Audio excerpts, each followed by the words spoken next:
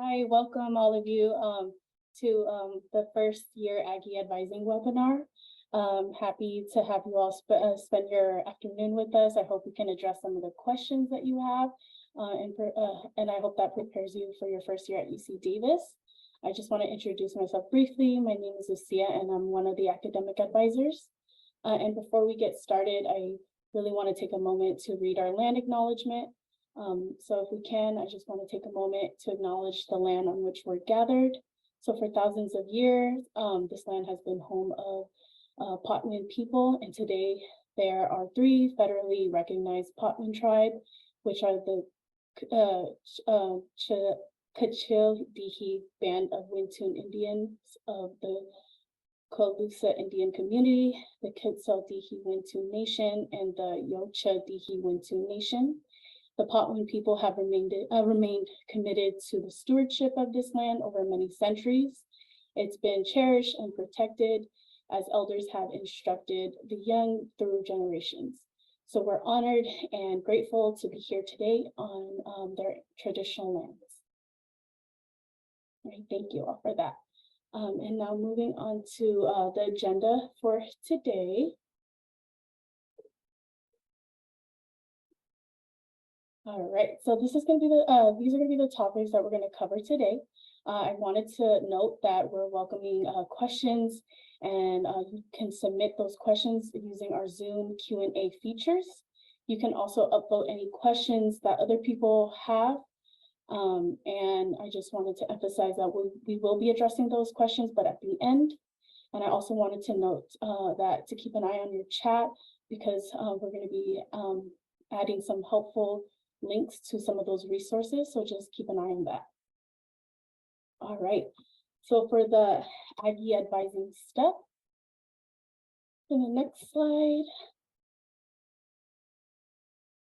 Thank you. Okay, so for the Aggie advising step, first thing that you would need to do if you haven't already done so is to create a UC Davis computing account. This is needed to access the Aggie 101 and all Aggie advising services. So after creating that, you would have to complete the Aggie 101, and I'm going to link that in the chat. In case you don't have that. And then also you will need to complete the College of Letters and Science Canvas advising modules. And I'll also link that as well. And then lastly, Aggie advising is offered through the College of Letters and Science. They're offering college Aggie advising webinars, and you get the opportunity to meet with a college advisor. They're both optional. I did want to note that the completion of the Aggie Advising Canvas program is required to access the appointment system, and also additionally to ensure the availability of all incoming students. Advising appointments are limited to 1 appointment per person, so it's important to be prepared for those meetings. All right, next slide. So for the academic advising at UC Davis, what's unique is it's decentralized, which means that you're going to be meeting with 2 different advising departments. The first is your major advisor, which is us.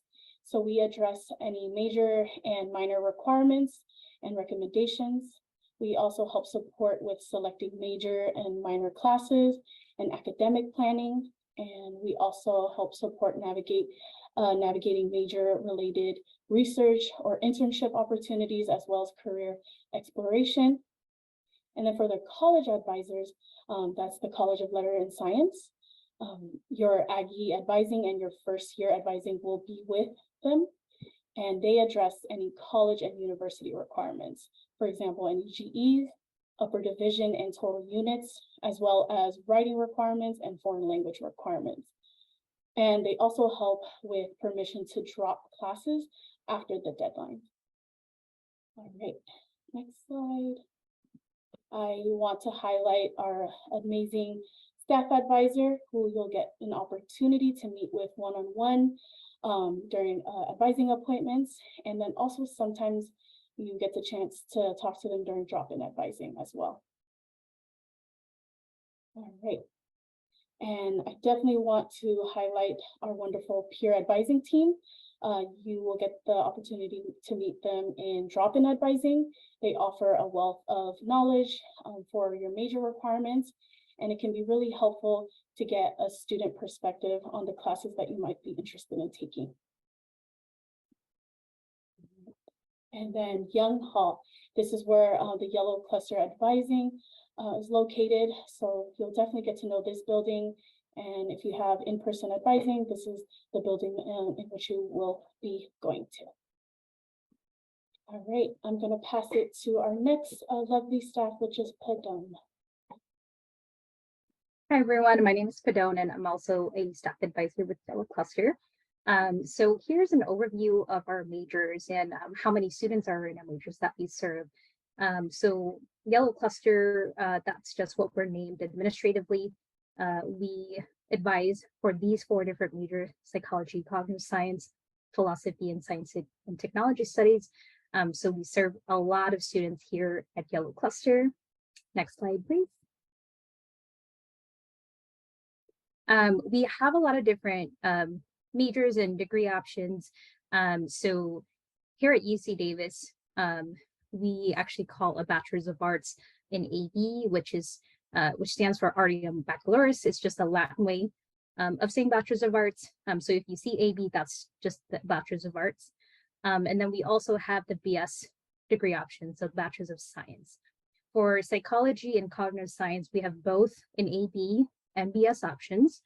The AB options are general studies of those majors, and then the BS options, we do have 2 different emphases for each major. So for psychology, we have the BS quantitative emphasis and the biology emphasis. And then for cognitive science, for the BS degrees, we have the neuroscience emphasis and the computational emphasis. For philosophy and science and technology studies, we only have the AB degree options. We do have different emphases listed here. So philosophy, we have a general study, and then we have the pre-medicine emphasis and the pre-law emphasis. And then for science and technology studies, we have the different tracks and emphases listed here.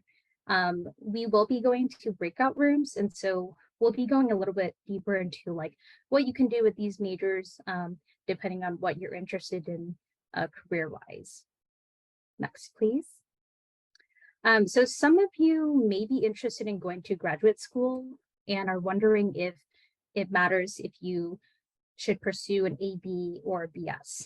And the short answer is, in general, the degree type doesn't matter.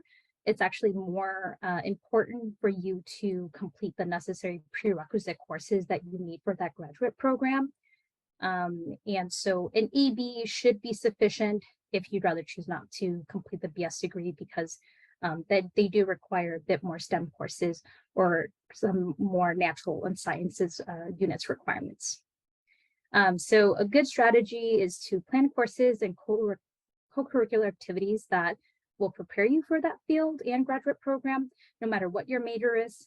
And so that will definitely, help you become a better candidate for graduate school than just completing a BS major alone. Next slide, please. And so you might want to change out of our major or add a double major to one of our majors here.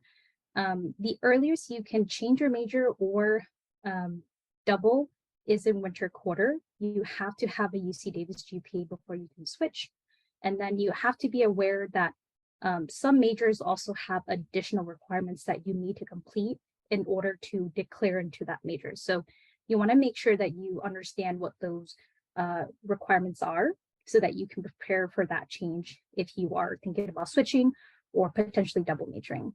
And then you can always do that in OASIS. It is a change of major form. Next slide, please. And then if you want to double major, just a little bit more information, you definitely want to plan early. You can, again, double major, the earliest is winter quarter. And the rule is that you can overlap no more than 20% of the upper division coursework between the two majors. So that's typically 1 to 2 courses or 4 to 9 units. And you really want to meet with an advisor early if you are planning to double major, just so that you can see how it will impact your graduation timeline or plan. Next slide, please.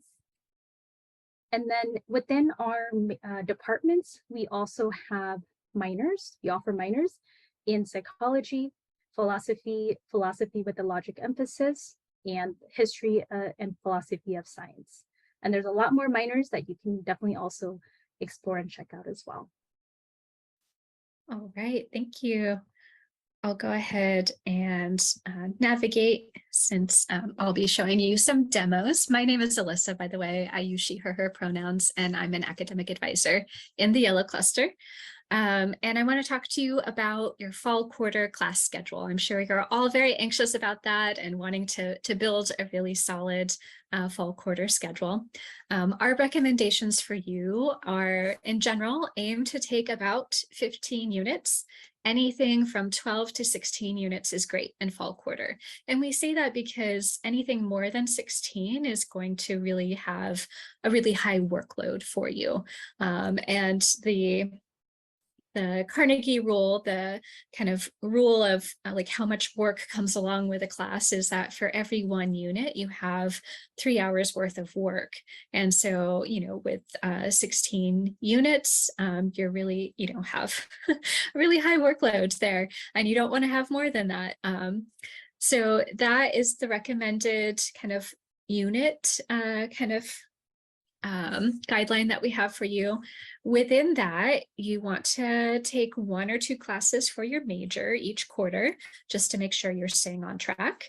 The other classes that you take can satisfy other requirements, such as general education. As you get into your junior and senior year, you'll also need to take the upper division writing requirement and upper division units. You need 64 upper div units. And then, of course, you'll need at least a total of 180 units in order to graduate. And so we really encourage you during your first quarter to balance your course load with 1 or 2 major courses, and please try not to have more than 1 or 2 hard science classes in your first quarter. You want to be able to get used to the quarter system, which is only 10 weeks long. It's super, super fast. And you're getting used to the campus. It's a brand new environment for you. And there's lots of ways to get involved. So you want to give yourself a little bit of a cushion there. This example here at the bottom is just for, an incoming psych major. Psych 1 is the general psychology class that you have to start out with. That is 4 units. We also recommend maybe taking Stats 13, Intro to Stats, which is a science class, a math class. And so that's an additional 4 units. And it's really good to take Stats 13 before you move on to our Psych 41 research methods class for the psych major. So it's good to have that foundation in statistics before you move on. And then balance it with 2 other GE classes that are perhaps more along the arts and humanities or social sciences that are not too intense. That's just a recommendation. I'm sure you'll find lots of classes to look at and consider. Let me make sure I go on to the next page. But as you're thinking about your major requirements and what classes you have to take for that, we have some links here for you. So we have links to our major worksheets for all 4 of our majors. And then you can also find your major requirements on the general catalog. And finally, you can also find your major requirements in OASIS. You hopefully are familiar with OASIS already, having gone through Aggie 101 and the advising modules. But OASIS is our online advising system for students, and it's just at students.ucdavis.edu. Just going to the major worksheets, you can go to our forms page to find them here as well. And as you find your major forms, you can click on the link for that, and you'll see that we have it divided out by Bachelor of Arts, Bachelor of Science, and you can toggle from there to the major worksheets. For the general catalog, we want to start. Thank you. For the general catalog, you can search by courses, you can search by programs to look at the specific major requirements. So just going to philosophy, whoops, not the master's. You want to go to the philosophy Bachelor of Arts. You can find some information about the major there, look at the requirements, and see that there's different emphases, which we'll dive into a little bit more. All right. So I'm going to demo Oasis degree worksheets so you can see how to use this really awesome tool. Before I jump into that demo, just some quick points. Oasis degree worksheets are a great way to track progress towards your major requirements. The degree worksheet includes an outline of those requirements. And at the bottom of that worksheet, it shows your major GPA, which is really handy. And you also have a really cool tool to like project a particular grade in a class to see what GPA you might end up with. Really fun tool to play around with. We also want to point out that the degree worksheets for your major do not include college and university requirements. Those are separate, and you can contact the College of Letters and Science advising office about those requirements and check out their website as well. All right, with that said, let's go into Oasis. So as you go into Oasis, this is what your homepage looks like. And you can see there's some great information about your advising offices and some advising resources. This is a test student, so the test student's under sociology. Don't pay attention to that. Also, there's some really important dates available here on this section, so please pay attention to that. You'll also see your past time appointments listed on this section. But to get to your degree worksheets, you simply click on the degree worksheet tab.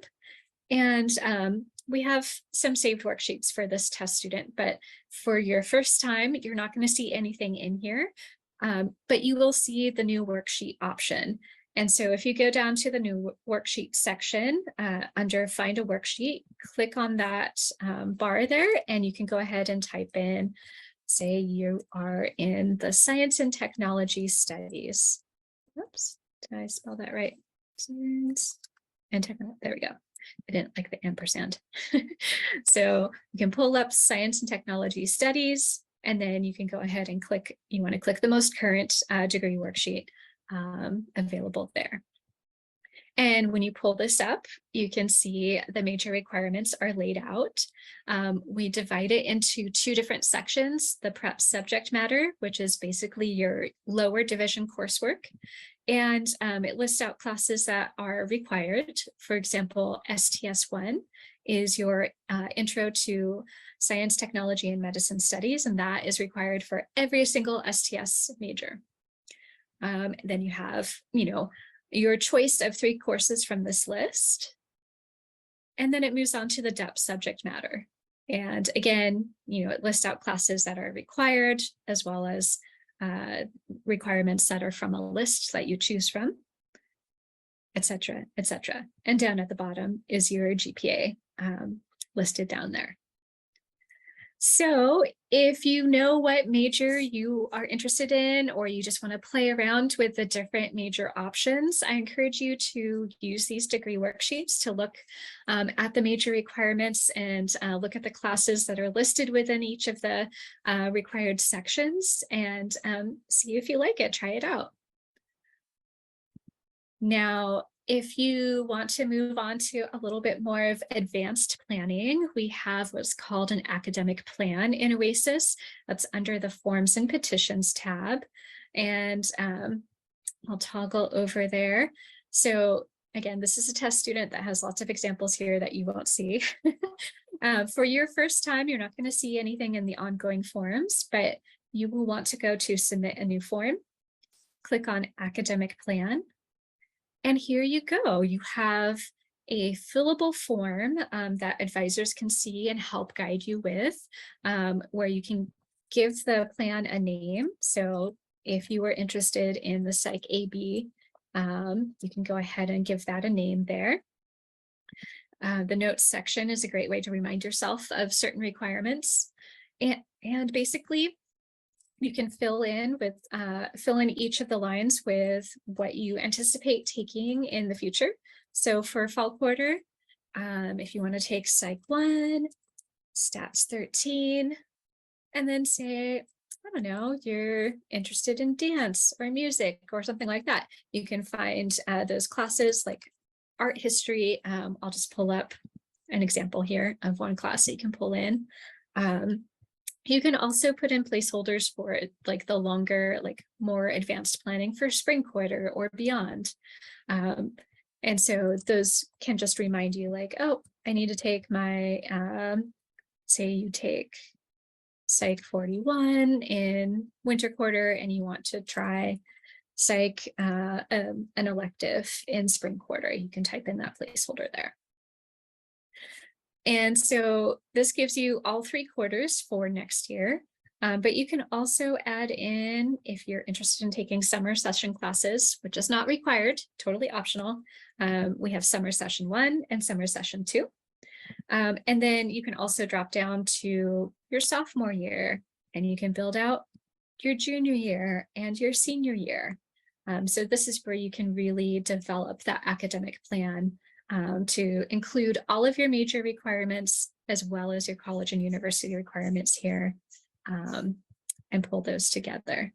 Just to give you a quick example, we have a psych sample 4-year plan with, you know, a slightly different arrangement, maybe taking a slower pace with those initial psych under like lower division classes, Psych 1, Stats 13, and then Psych 41, filled in with GEs and units that you need to take, and moving on forward from that.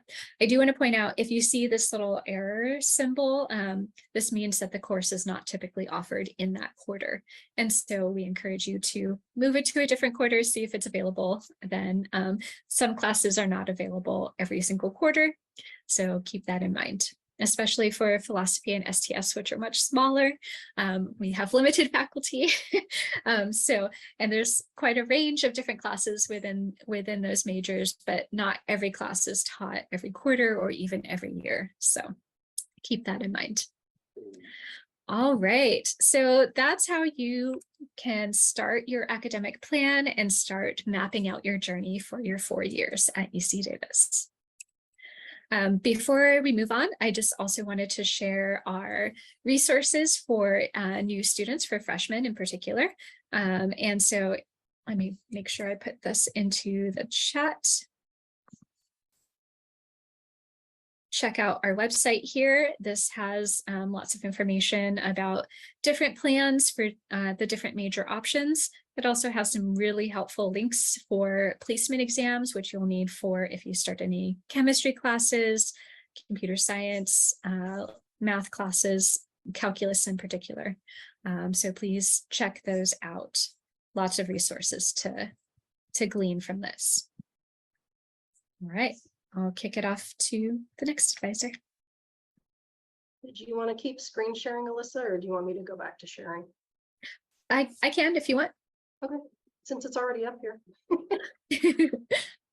All right, so I'm going to talk about how to get involved in your major. Our majors have different clubs for each particular major.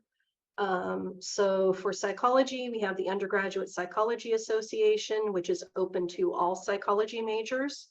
Psych-Chi is a Psych National Honor Society. So you have to have a certain GPA and you have to have taken at least 4 upper division psych classes before you can join that one. So that would be a little while.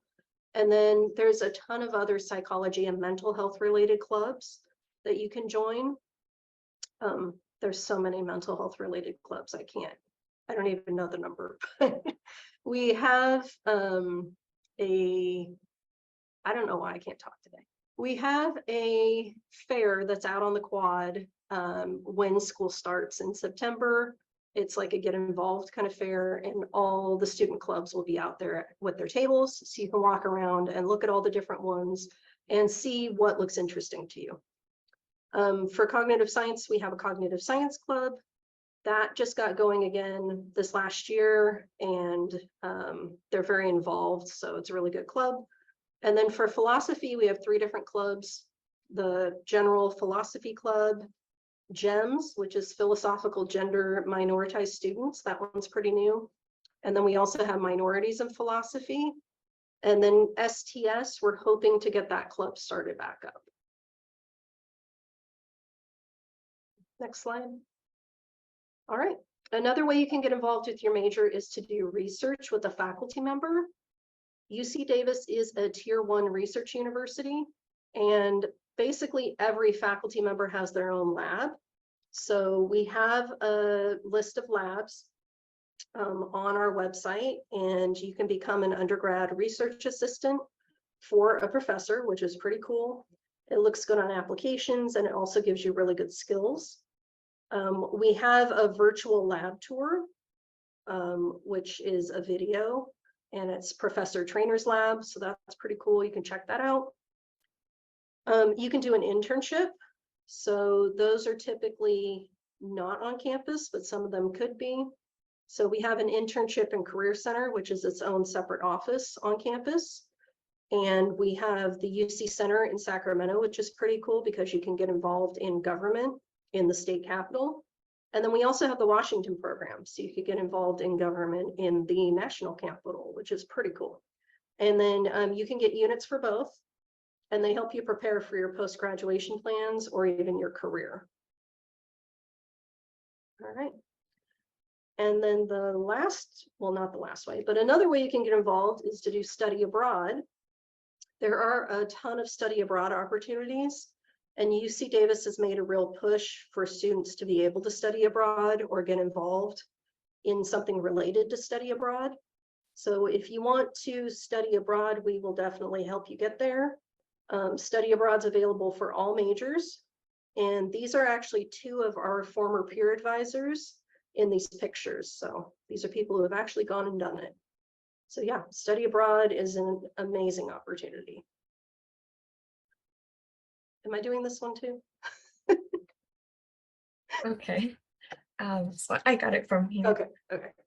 Okay, so I'll be going over some resources that we have within the yellow cluster. So we are major advisors. So we do offer major advising. During your first year, you can access drop-in advising, advising workshops, and our email advising, because major advising appointments will be available to you beginning in your second year. So another resource or really helpful tool for planning out either a quarterly schedule or planning out your academic plan is the annual course schedules. You can see what classes we have planned for the upcoming year using those annual course schedules. And on our website, we also have a section for forms. Here you can find anything from forms where you can find your major, minor requirements, variable unit forms that are used for research and internship credit, incomplete forms, honors thesis forms, and anything like that.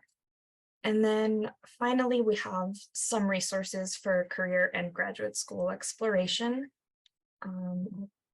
Drop those in the chat as well. You can find, yeah, so this is a great resource to get started. So we have what can you do with a major? That's a really great resource where you can look into different industries, employers, and explore career opportunities.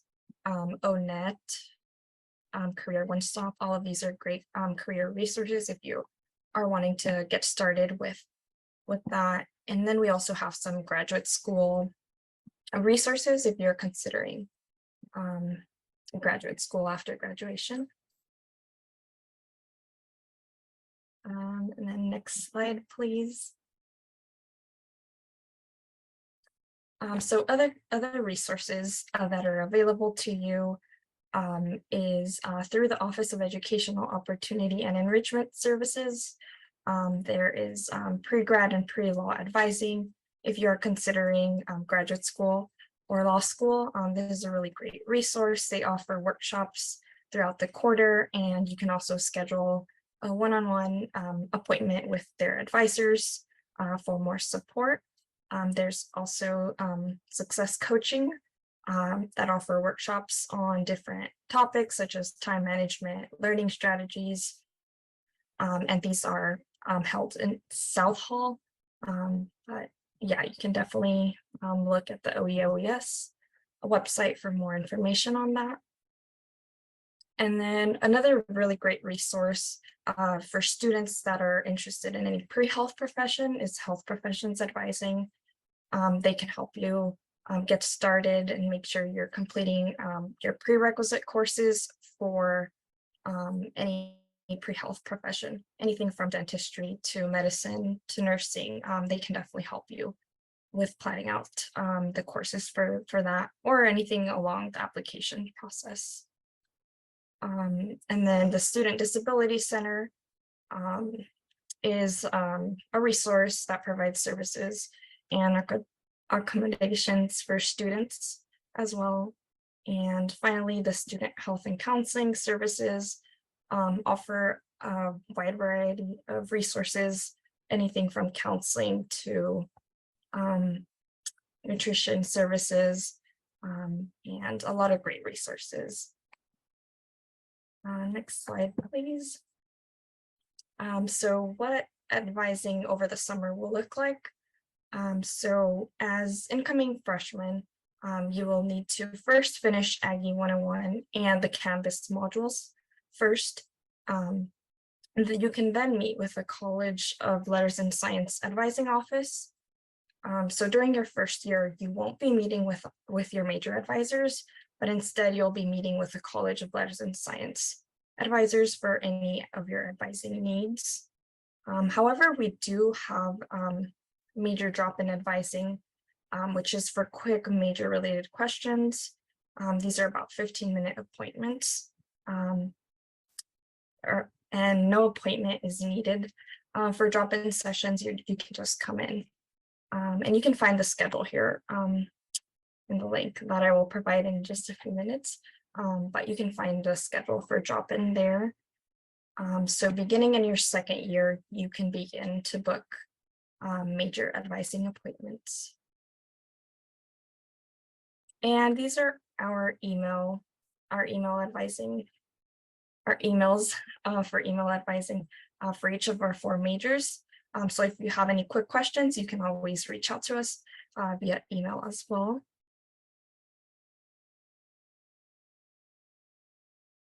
And I'll now pass it on to Joelle, who will be moderating a student panel.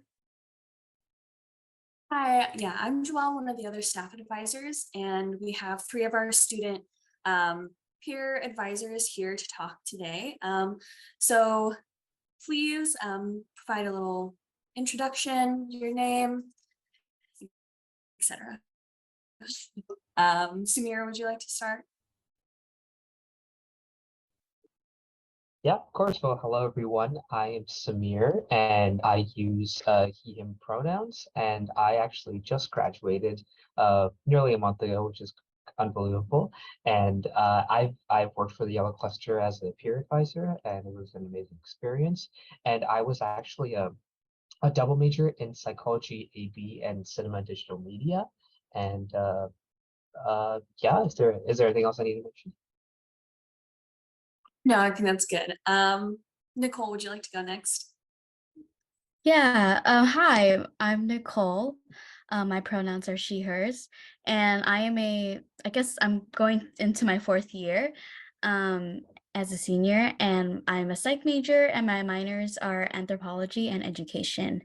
And besides being a peer advisor with the Yellow Cluster, I was also involved with a dance team called Sony One, and Sony One is basically like a K-pop cover dance team, and we just do like K-pop covers on YouTube. Yeah, if you guys like K-pop, we have auditions. and coming up in September or in October. Thank you. So everybody keep an eye out for that. Joe, go ahead and introduce yourself. Hi, I'm Joe. I use he, him pronouns. I graduated back in the winter, philosophy major.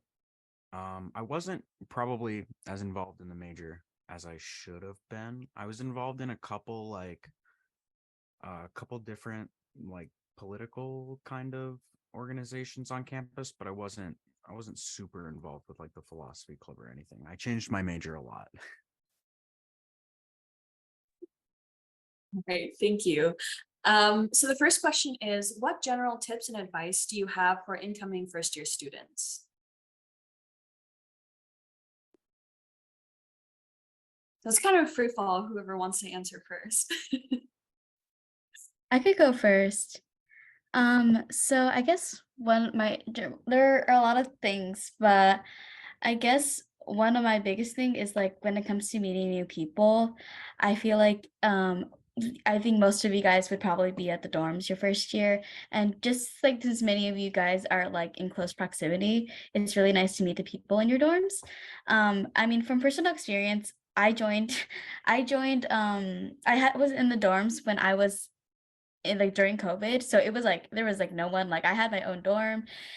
So there wasn't that many people, but I know that like my underclassmen friends, like they have met a lot of their friends in the dorms. So I think just going out and just meeting yourself, and everyone is probably really nice because everyone's trying to meet new friends. So don't worry about that. And also like another way to meet other people is to join clubs and organizations, and especially to the ones that you're interested in, because and plus like those people also may have similar interests since they're in the same clubs. So I think being in those organizations would also be good to meet new people.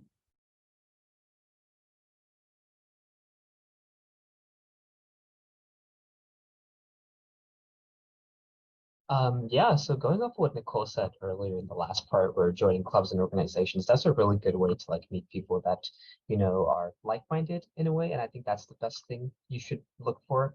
And also, as Joe mentioned earlier, how he changed his major so many times, that's very common. So that's very, very common in a college setting. So what I wanted to say is that, you shouldn't, if you don't know what you want to study or what you want to major in, don't worry, you don't have to know that immediately as soon as you step in. So like take the time to like explore what you find really interesting, because then you're going to spend the next 4 years studying that, and that's all you're going to be studying, especially in your last 2 years as you take like your upper division classes. So if you find something that you're really passionate about and you find really interesting, just take this time to explore that and meet people who are interested in similar things that you are. So yeah. And I would also add, it's like totally okay if you want to explore. Remember, most classes have a 10 or 20-day drop period. You can always sign up for classes and check them out and see if it's something you're interested in. And then if it ends up just like not working out, you can always drop within 10 or 20 days.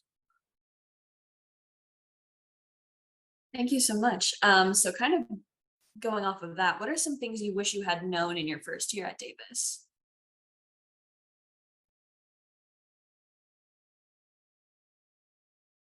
For me, it's definitely passing a class. I've heard about it when I was a freshman, and I was always like worried like it was a bad thing if I did that.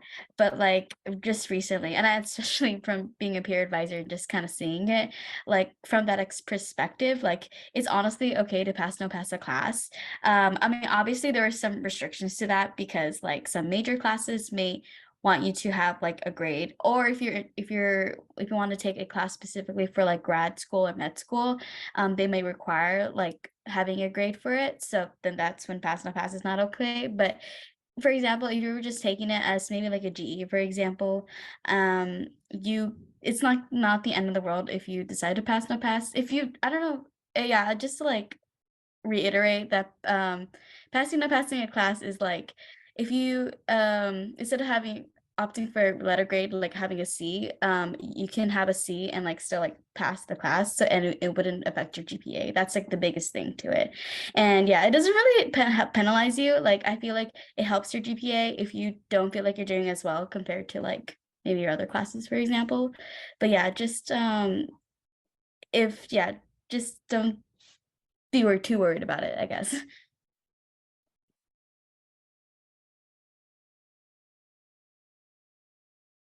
Mine's gonna sound very silly because I generally couldn't think of an answer for this question, but I think I wish I had known that there's so many wonderful people here at Davis because, like, I ever since I came, I've just met like the most incredible people. Everyone's just so down to earth and so kind, and they're willing to help you out, especially if you're new to campus. So yeah, just get ready to be, inundated with so much goodness on the campus, and that just inspires you to become a better person. And so I think for me, it's just like I did not expect that, just be sort of overwhelmed by all of that, and then just like kind of making myself question that, man, I think I have a lot to learn as a person, not just as a student, but as a person. So I think that's one thing I wish I knew.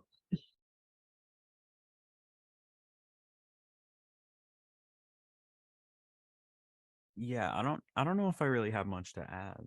Um, I wish I knew what I wanted to study when I came to Davis, but yeah. Besides that, I think everything everything that like I wish I had known in my first year has kind of been said. Yeah, totally. So what major specific tips do you want to share with incoming first year students?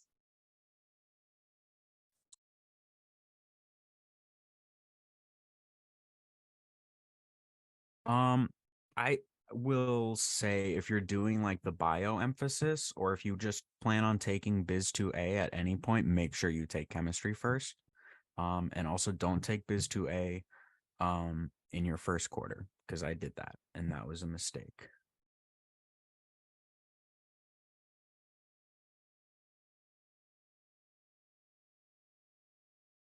I mean, it has been emphasized already, but I do want to reiterate, even though technically for when taking your lower division classes for psych, um, so I recommend to like just to take stats 13 before psych 41. Like even honestly, even if you kind of already, unless like you like did your AP stats and you got your credit for it, I think like I've personally like stats 13 really helped me for psych 41 because there was a lot more statistics in it, and there was just like some vocabulary that if I didn't take stats 13, I probably would have been like, what is this? And I feel like that was a big contribution to like my to what I did, how well I did in the class.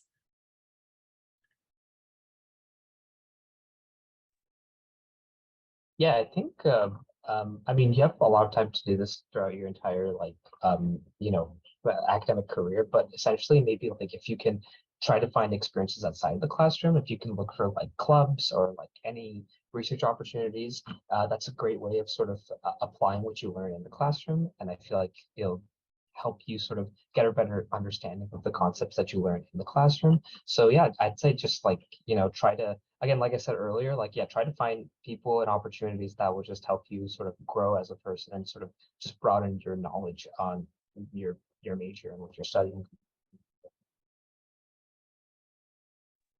Yeah, thank you.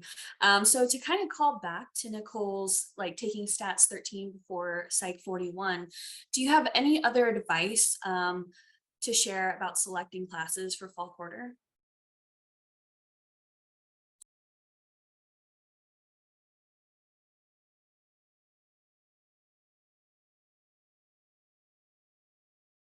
I think well, I was again already said about like, I think exploring, like if you want to explore, like, but if you're not into like not into the major, if you're still like deciding for sure what major you want to do, and like, you can definitely like take that time in your especially first quarter, like taking GEs, about like certain fields that you might be interested in, and then that will like and that will give you like an understanding of what you want to do.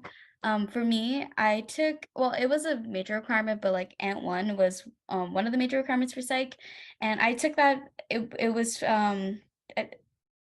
again also kind of like a GE, but also like a major requirement. But like that led to me like really enjoying like the class, and I ended up majoring it at some point, but then I decided to minor. But I still like was interested in the subject, so I think like you might be overwhelmed about like this certain GEs and you have to complete this checkbox, but like try to like think about what classes or what fields you may be into, and if they fall, because chances are they will fall under like one of the GE requirements.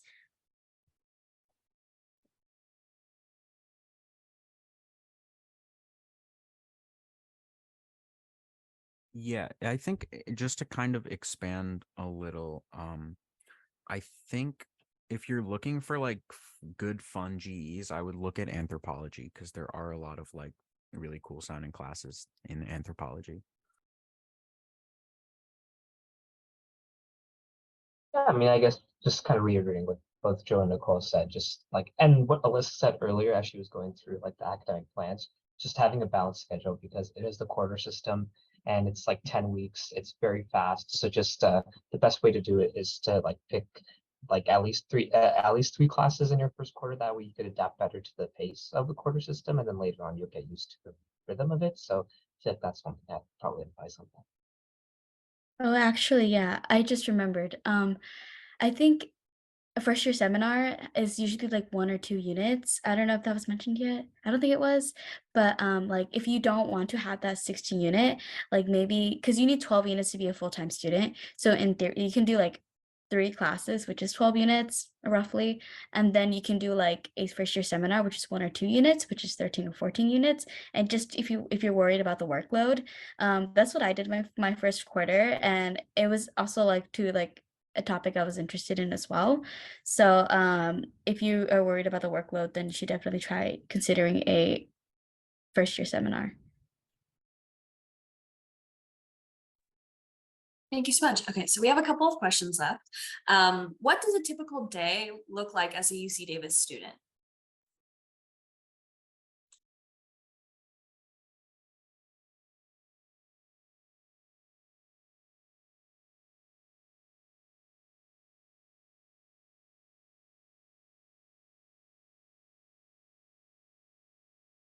I mean, it depends on what classes you're taking. It's different for every quarter, honestly. Um, like depending if you like have classes or the gaps between your classes. Like sometimes if I have like a 2 hour gap between my classes, then maybe I would actually no, 2 hours I would still stay on campus, maybe try to do some work somewhere on campus, and then if it's like a 3 or more hours, then I would definitely like go back to my apartment and then maybe take a nap or something. But honestly, yeah, compared to high school, it's not like it's like the like from like 8 to like 3 or something. It's like your own schedule. So you can honestly choose in what way you want to do it. You can either like go get like food, or you want to like study, or like you want to go home. Like it's really up to you. Yeah, I don't know what else to say.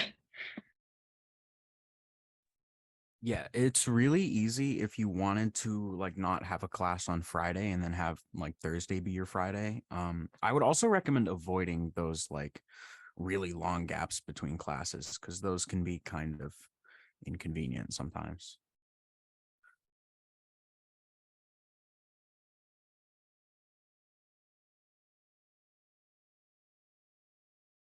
Yeah, I mean, again, both Joe and Nicole nailed it. It varies, and it really depends on, what classes you choose and how you want to structure your schedule. But I agree with Joe. Just if you can avoid those long gaps, please do so because it's not fun, and then you're kind of like stuck in a limbo as to like what you can do with all this time. And so, yeah, if you can avoid that, that's a better thing to do. And also you can just take this time to like, yeah, like Nicole said earlier, like just study, maybe catch up on some of the work.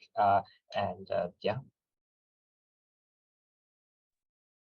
Thanks. So what are your favorite places to study?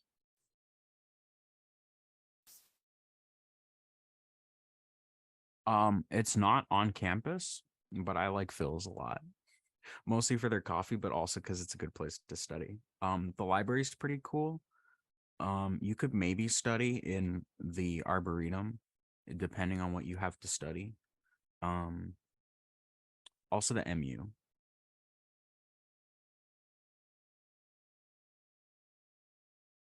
Yeah, and I really like the second floor of the library. That's usually it's pretty quiet. It's well, sorry, let me rephrase that. The fourth floor of the library. Usually it's very quiet. There's like barely any people there. So if I really want to concentrate, that's a good place. But if I want it for like I just want to like be where around people and to have like a peaceful ambience to it, then like I'd say like the MU or the Student Community Center is also a good place. I tend to I used to go there a lot. So yeah, those are mine. My favorites are definitely the TLC, which is the Teacher Learning Complex. It's a new building as well, and I think it's really nice because like there's like these like tables, and they also have like outlets under. I mean, it's not that comfortable, but I like it. I used my first, I mean, in my second year, I did enjoy being at the student community center because there was these orange chairs that were comfortable, but the desks were very small, so I kind of got over that. Yeah, I also agree with Joe that the MU is also a good place. There's also like a lot of outlets there, and every time you go in the MU, there's a lot of students there. But I feel like, yeah, so it's kind of, you don't know if you'll find a place, but for the most part, there is always like one or two spots, and they have like outlets everywhere, so it's good. And it's also near like the Coho, which is where all like the foods are. So if you want to grab something, you can get it there. I just remembered the Pete's Coffee at the Silo is also a really good place to study.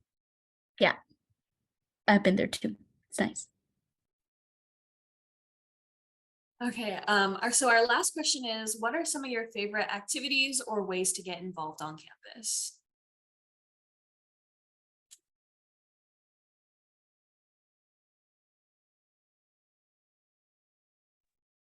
Honestly, I wished I was a little bit more involved in campus, not gonna lie.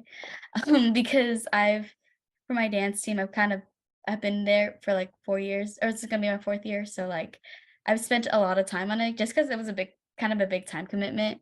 So yeah, I wished I had another like activity I did, but low-key, I don't know. I love dancing, so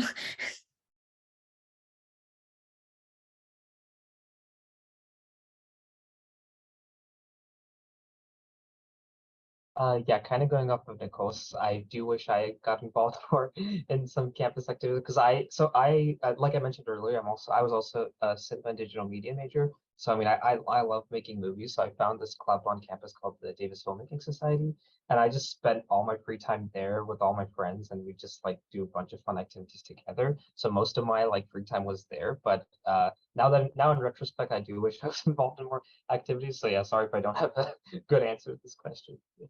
Yeah, I don't have a good answer at all. I really wasn't that involved.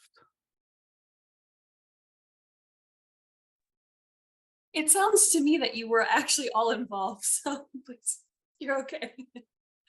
Thank you so much, all three of you, for your answers today. It gives us a lot of insight what it's like to be a UC Davis student. Thank you so much. Okay, so now we'll bring it to like our Q&A session. There are a few questions in the chat. Let's see. And Joelle, I see a lot of major specific questions that will be answered in the breakout rooms. So maybe we'll just focus on very general questions and then go to the breakout rooms. Yeah.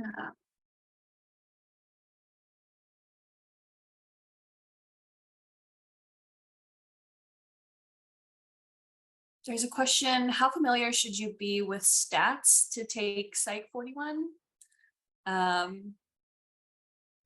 Is that better for a breakout room, or do we know the answer here? I think Do you? Okay. Oh, I was just going to say, I think Nicole's response earlier about, how taking stats provides a really good foundation, not just for the vocab, but for, the practice of it, that you'll be applying those techniques in your research methods class. But as Nicole said, also, if you did like AP stats and have credit for it, you don't have to retake it, and you should have a strong enough foundation to move on to 41.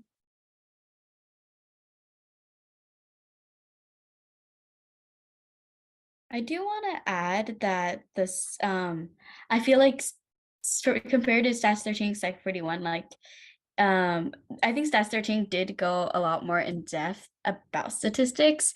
So like Psych 41 it's not that deep, but you definitely need at that foundation of statistics. But yeah, like a lot of things that were like, for me, like there was some like really difficult things in stats that wasn't applied to Psych 41, thankfully. So yeah, it's not too bad.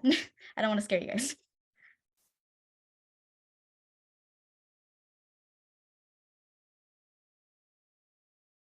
Okay, so there's a question, how do you schedule the math placement test?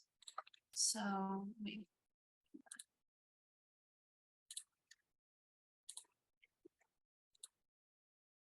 I can answer that if you like. Oh yeah, I was trying to pull up the link at the same time, but I cannot do two things at once. It's all good. Once you register in the placement exam or in the course that you need, you will receive a prompt to register for the placement exam for that course. So for example, if you are registering for Math 16A, the calculus class, you will be required to take the placement exam for it, and you will be prompted to register for the placement exam after you've enrolled in it.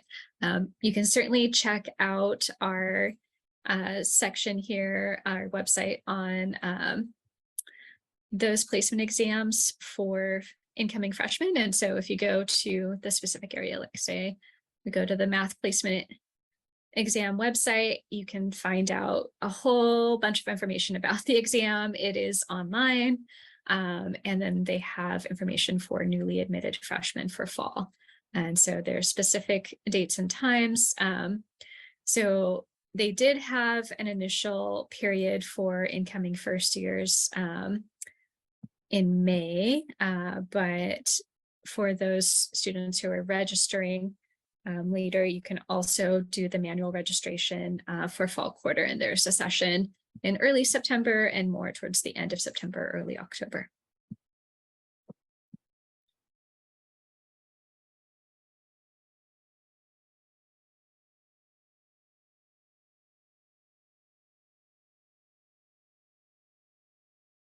There's a question, how would a student who wants to work on campus through work study go about achieving that?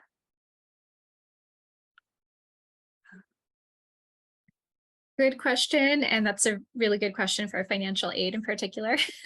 We're definitely not experts on the work study process, but I know that there is some sort of form that you need to fill out to indicate. And I believe when you accept your financial aid package, there should be the option of if you want to accept your work study funds as well. So just be sure to follow up with financial aid about that question and what steps there are. You do have to, like, there's the part of accepting the funds for work study, and then you have to go find a campus job. So those like two distinct steps. And once you find a campus job, like as you're searching through the internship and career center, look for those jobs that say that they have work study funds, and then you can apply for those positions. And if you get it, then just follow up with your new supervisor about that process.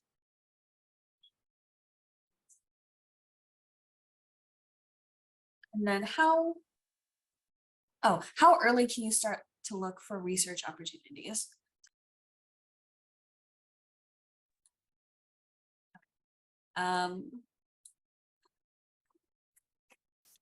Can freshmen start right away? I'm more familiar with transfer students. Sorry.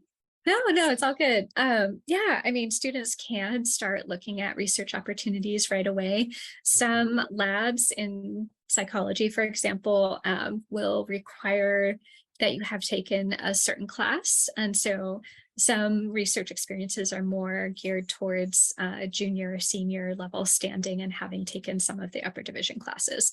But others, you can totally start as, you know, a lower division student and earn Psych 099 units for that experience as a lower div, you know, as you're in your freshman and sophomore year, and get that research experience, and then you move on up and to like higher level kinds of research assistant positions. as you go.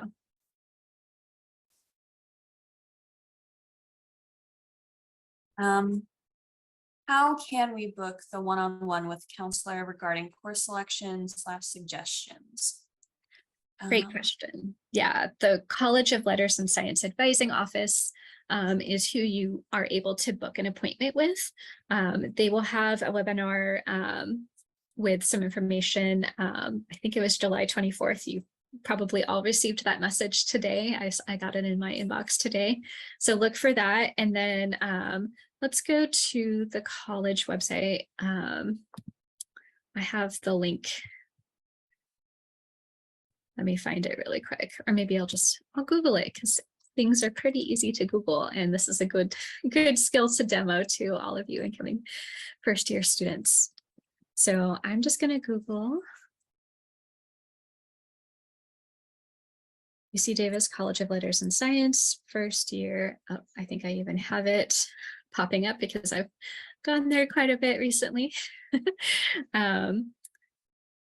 And you can see here, advising for newly admitted students. They have some great information. Again, you need to finish your Aggie 101 first, and you need to finish your Aggie Advising Canvas modules first, and then you'll be able to access the appointment system.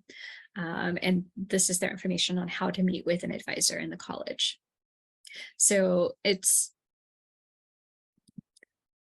I know that the exact link is in your Aggie Advising Canvas modules, but it's also just appointments.ucdavis.edu. And then just make sure that you click on the College of Letters and Science Advising option. All right, well, we do have some breakout rooms for major specific information. And are there any other like general questions that we should address, Joelle, before we move to that?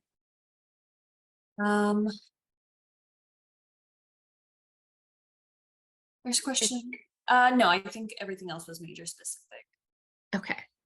All right, let's go ahead and go to our breakout rooms. And just to clarify, psychology will stay in this main room, and then philosophy and STS, because there's so few of you, you'll have a breakout room, and then Cog Sci will have a breakout room. And we'll provide a little more in-depth information on your major requirements, how to find those major requirements, what classes, all of that. All of those very specific questions will be answered in this next section. All right, thank you all for joining our Science and Technology Studies breakout room for the first year Aggie Advising webinar. We'll cover some major specific information here and then open it up for Q&A. First, to kind of go a little bit deeper into the major requirements, I wanted to give you some information about the major worksheets and how to read them. So as we kind of mentioned before, the prep subject matter on the major worksheet is the lower division coursework, where the depth subject matter is the upper division coursework. There will be some specific courses listed that are required. For example, everyone has to take STS 1 and everyone has to take STS 100. Those are specifically required classes, but then there's options and flexibility within the major as well. So there are certain sections that are lists that say, for example, choose 3 courses from the lower division list, and then you have choose 3 from the upper division list. You'll also have, as part of this major, your science coursework that is required. And so the requirement is that you need to take 2 upper division science courses in the same field. And there's a specific list of fields that are approved. And this one, we'll dive in a little bit deeper. You can possibly find a few upper div science classes that don't have a lot of prereqs, but there's usually at least 1 or 2 prereqs required for those upper division courses. So that's where you really want to plan ahead and map it out and make sure that you find a science field that you're interested in and want to pursue, and then that you're pursuing and you're completing the prereqs before you take those upper division classes. So let's dive in to the major worksheet. So I'm going to go to our forums website on the Yellow Cluster website, and I'm just going to scroll on down to the Science and Technology Studies forums for the major requirements. And clicking on the major section, you'll see right here the major worksheet in PDF format. So this is totally print friendly. You can print it out if you like. If you're a very tactile person and you need to write things down, this is very handy for that. Whereas if you like a more dynamic kind of form, you can use our degree worksheets in Oasis, and you can constantly update that as well. So as I mentioned, STS1 is required for everyone. That is the Intro to Science, Technology, and Medicine Studies. It's a good foundation class. Then you have your 3 lower division courses from this list. You'll see that there are a lot of cross-listed classes. STS is a very interdisciplinary major, and it's a great way to kind of expand your range of interest and allow you to really explore different areas and aspects of science and technology studies. So you can definitely check those out. Please note that not every class is offered every quarter, so we'll get to an annual schedule where you can see when classes are offered. All right, moving on to the depth subject matter, you can see that you'll accrue 44 to 48 units in this section. First off is your methods and theories class in STS. And we still have STS 20 listed here, but that's kind of old. It's now been converted to STS 100, and that is the only version that you will see available in the future. So if you're looking for STS 20, please don't. Look for STS 100. That's all that's going to be offered in the future. For the next section, you need 3 classes from this list here. You can see there's quite a range of different topics.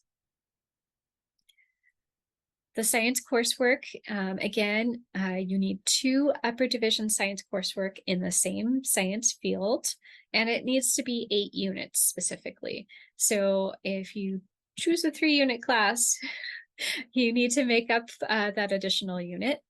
And let's go to, on the 3rd page, this is our list of science fields that are approved. And if you have any questions about the science fields or what classes do or do not count, we encourage you to contact our STS faculty advisor. Professor Con Diaz is extremely helpful and can help guide you with this. The director of STS as well, Colin Milburn, is also a great source for guidance on this. So they love to hear from undergrad students and would be happy to get an email from you if you have any questions. All right, so you can see the list of different science fields. And again, you'll want to explore and see which fields you are interested in pursuing and what do the prereqs look like to get to some upper division courses. All right, finally, your kind of final requirement for the major is an emphasis. So you have a couple of different options to fulfill this requirement. You can take 5 courses from one emphasis list, and I'll show you the various lists in just a minute. And you can also choose 4 courses from one list and then just one random upper division STS course.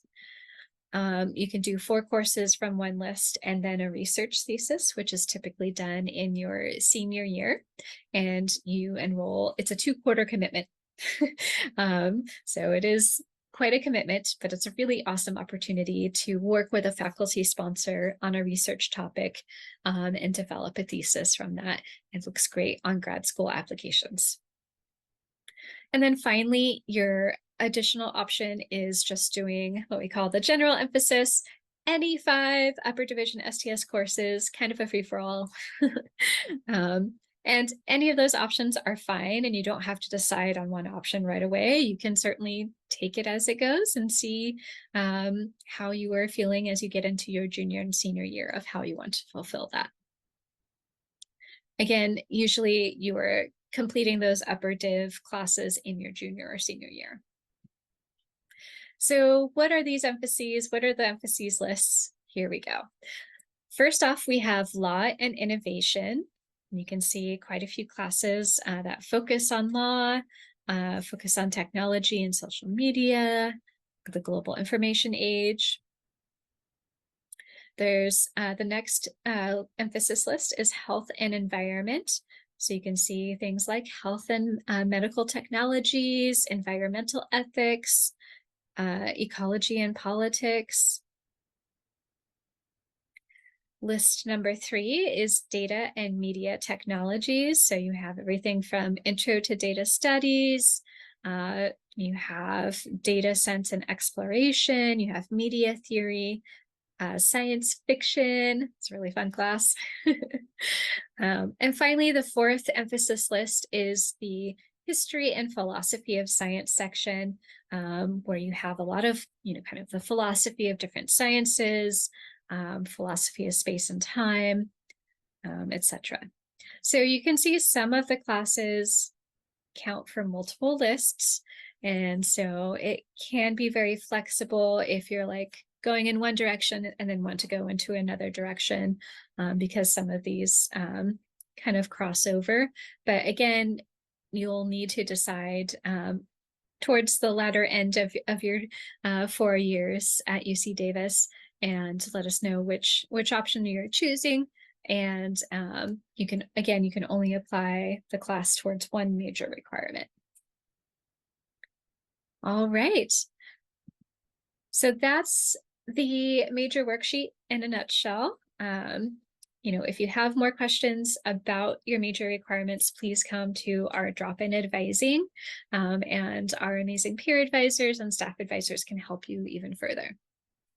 But let's move on to the STS annual schedule so you can do a little bit more of that pre-planning for the next 4 years. And I'll go ahead and so this is where the link takes you to if you open that link. And if you click on the course listing, that's where you can see the annual schedule. Right now, fall, you can see that we have a few lower division classes to choose from and several upper division classes to choose from. Just be sure that you are meeting the prereqs.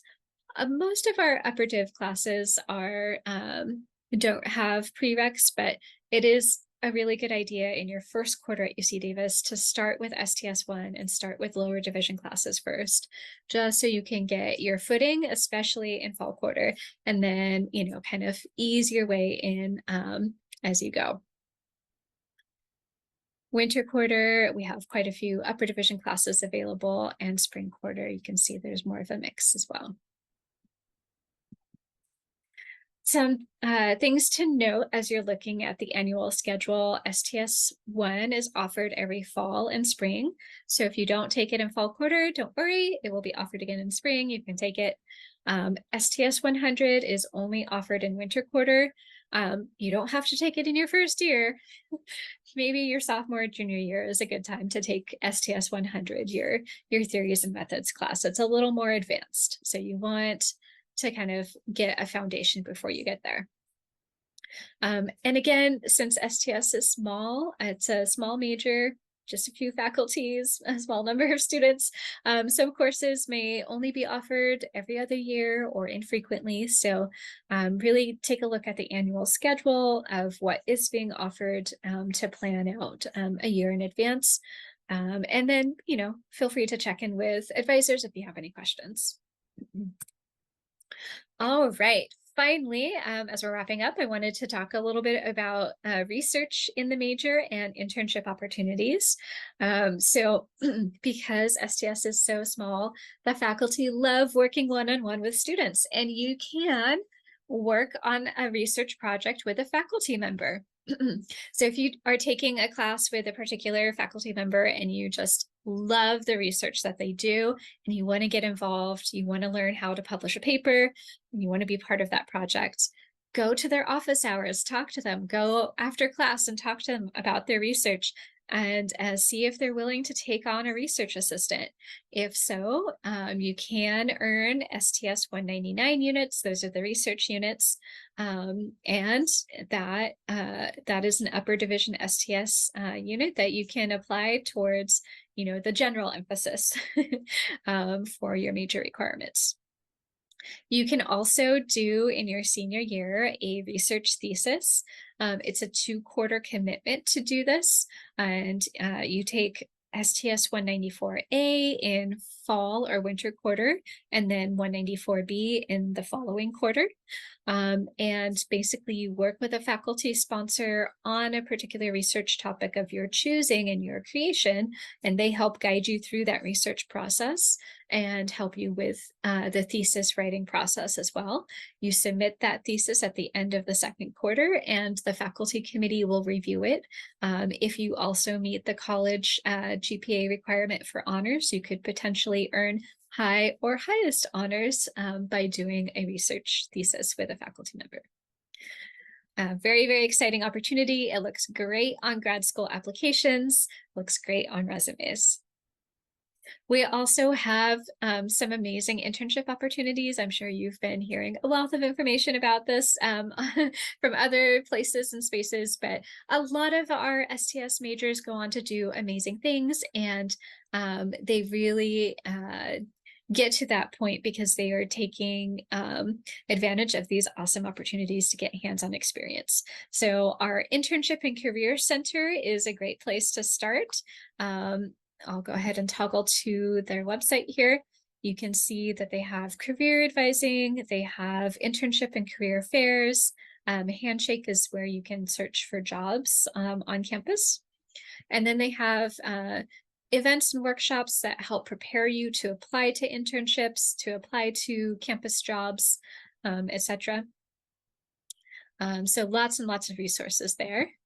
And then we also have the UC Center Sacramento for STS students who really are interested in kind of the relationship between science and technology and policy. That is a really great opportunity. Sacramento is only 20 minutes away.